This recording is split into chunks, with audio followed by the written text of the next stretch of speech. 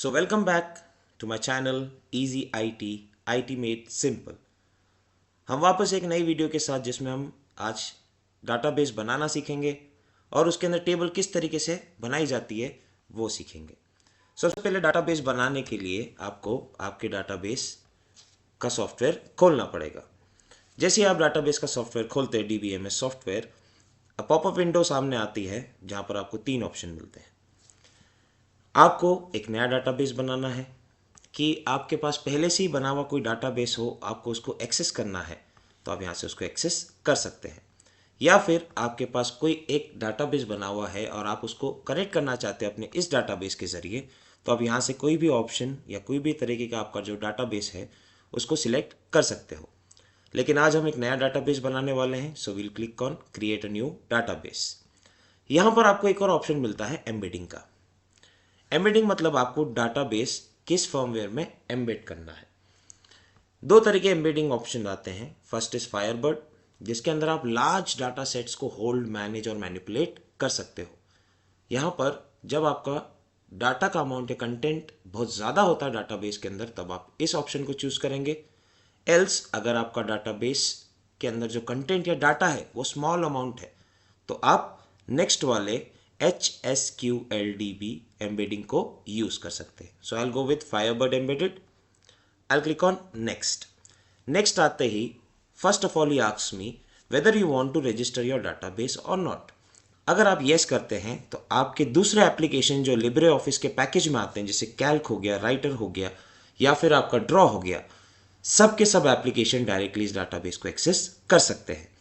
Second question आता है, after the database has been created or saved, do you want to open it for editing? क्या आप editing के लिए उसे खोलना चाहते हैं या फिर आप डायरेक्टली टेबल विजार्ड खोलना चाहते हैं? तो मैं सिर्फ एडिटिंग के लिए खोलूंगा ताकि मैं आपको बता सकूं कि टेबल विजार्ड कहां से एक्सेस किया जाता है। आई क्लिक ऑन फिनिश। एक और डायलॉग बॉक्स पॉपअप होता है जहां पर आप अपने डाटाबेस का नाम सेव करते हैं। मैं अपने डाटाबेस का नाम सेव कर देता हूं इन्फॉर्मेशन नाम से। आई क्लिक ऑन सेव। जैसे सेव करता हूं इस तरीके का एक विंडो ओपन होती है जहां पर टाइटल बार पे इन्फॉर्मेशन नाम मिलता है जो मेरे डाटाबेस का नाम है। यहां पर आपको चारों ऑब्जेक्ट्स मिलते हैं, tables, queries, forms and reports, जो कि मैंने आपको अपनी पहली वीडियो में बहुत अच्छी तरीके से समझाया था। तो आज हम टेबल्स के बारे में बात करने वाले हैं और उसमें भी कि विजार्ड के थ्रू आप कैसे टेबल को क्रिएट करेंगे। I click on use wizard to create a table. तो यहाँ पर टेबल बनाने के बहुत सारे तरीके होते हैं, उसमें से हम विजार्ड तरीका या विजार्ड्स के थ्रू हम टेबल बनाने सीखते हैं। इसके अंदर 4 स्टेप्स होते हैं। स्टेप बाय स्टेप विजार्ड चलता है और आपका टेबल कंप्लीट होता चला जाता है। यहाँ पर आपको कैटेगरीज दी होती है, बिजनेस और पर्सनल, मतलब इन कैटेगरीज के आपको सैम्पल टेबल्स मिल जाते हैं। अब ज़रूरी नहीं कि आपको सैम्पल टेबल आपके ज़रूरत के मुताबिक मिले, तो चिंता करने की कोई ज़रूरत नहीं है। जैसे मान लो कि मैं एक स्टूडेंट टेबल बनाना चाहता हूँ जिसके अंदर admission number, name, class, section और मोबाइल नंबर हो बच्चे का, तो उसके लिए ज़रूरी नहीं कि मेरे को स्टूडेंट नाम की टेबल या सैम्पल टेबल मिल जाए। No problem, I take any one of the table. उसमें से अपनी फील्ड्स को सिलेक्ट करता हूँ। अब मुझे 5 फील्ड्स बनानी है तो 5 कॉलम्स को मैं यहाँ से सिलेक्टेड फील्ड्स नाम के बॉक्स के अंदर डाल देता हूँ। आई क्लिक ऑन नेक्स्ट। अब इस स्टेप में आप अपने फील्ड्स को नाम भी दे सकते हैं और उनका डाटा टाइप भी सेट कर सकते हैं। जैसे पहले फील्ड का नाम मैंने दे दिया एडमिशन नंबर। मैंने यहाँ पर इसका डाटा टाइप सेट कर दिया न्यूमेरिक, इसको दे दिया लेंथ 10 और एंट्री रिक्वायर्ड मैंने कर दी येस, ताकि यहाँ पर इस कॉलम के अंदर कोई भी वैल्यू नल या खाली ना छूट सके। सेकेंड वाले को दे देते हैं अपन name. we'll take the data type as varchar, we'll give it a length as 25। फिर लेते class will be taking as integer। Numbers होते हैं नॉन फ्रैक्शनल, आप डाल सकते हैं first, second, third, fourth, fifth, six, seventh, eighth. If you are going for UKG LKG then you can choose varchar। I am going from first to 12th, so I am choosing integer। यहाँ पर मैं length दे देता हूँ कुछ और, लेकिन मैंने आपको प्रीवियसली बताया था कि यहाँ पर लेंथ फिक्स होती, तो आप इसकी लेंथ बदल नहीं सकते हैं। फिर देते हैं सेक्शन। सेक्शन के लिए भी हम डाटा टाइप लेते हैं varchar, इसको कर देते हैं सेट 5 पे लास्ट में लेते हैं मोबाइल नंबर, यहाँ पर विल टेक न्यूमेरिक ऐसा data type and length will take as 20। यहाँ पर एंट्री रिक्वायर्ड को हम नो कर देते हैं, आगे आपको समझाऊंगा क्यों। नेक्स्ट करते हैं, अब आता है सेटिंग अप अ प्राइमरी की। प्राइमरी की बनाना बहुत ज़्यादा अनिवार्य है दो कारणों की वजह से।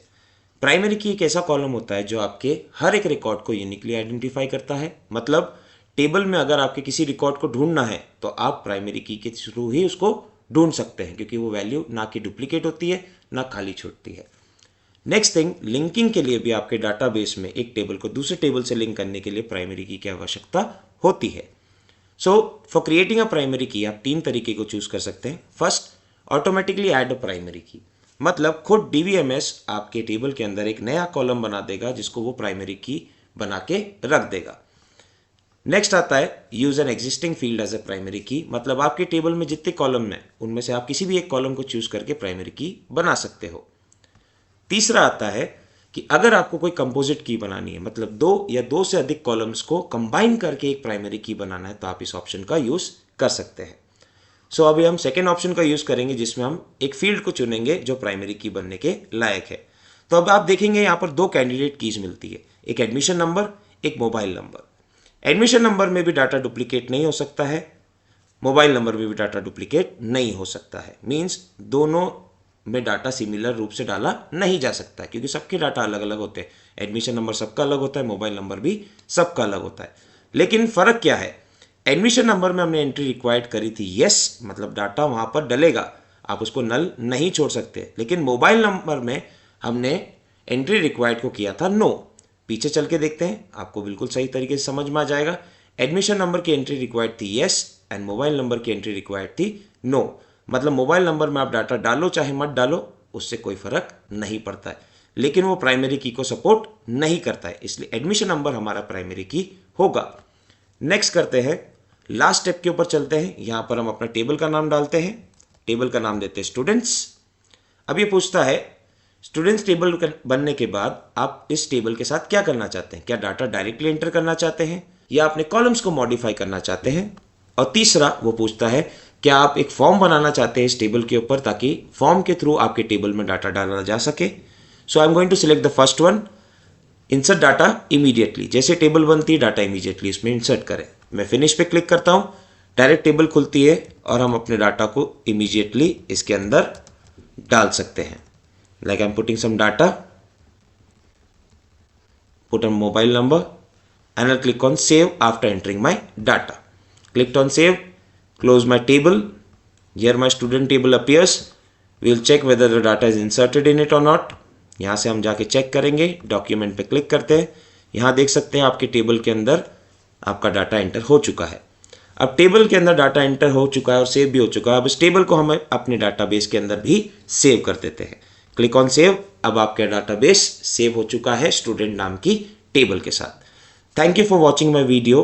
We will be continuing the next video with how to create a table using SQL. Thank you for watching. Please like and subscribe. Bye-bye.